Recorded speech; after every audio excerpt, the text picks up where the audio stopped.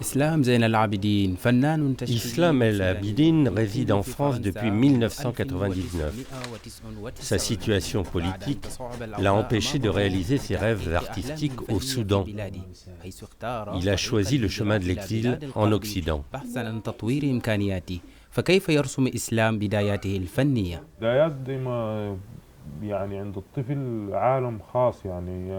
Quand un enfant a du talent, si son entourage le repère, il peut se développer.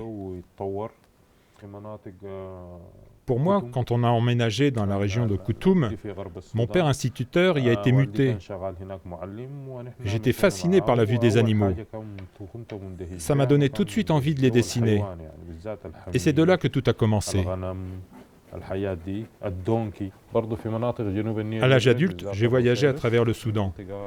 La région du Nil bleu m'a beaucoup inspiré culturellement et artistiquement.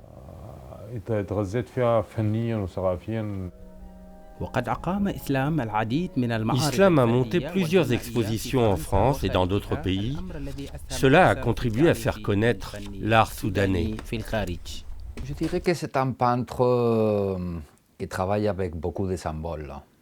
Dans sa peinture, vous pouvez trouver tout le temps des animaux, des chats, des poissons. Enfin, il peint des scènes de la vie courante. À Paris, où il est installé, ses peintures suscitent toujours plus d'intérêt.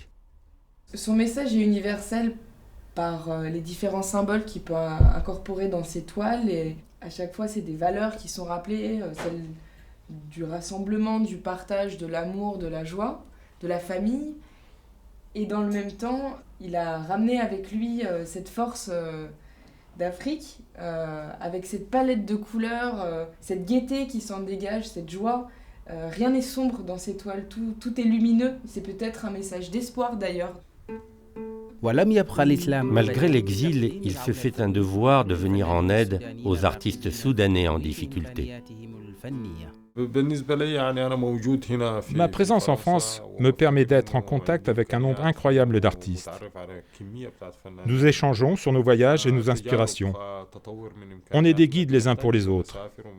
J'espère être un bon guide artistique.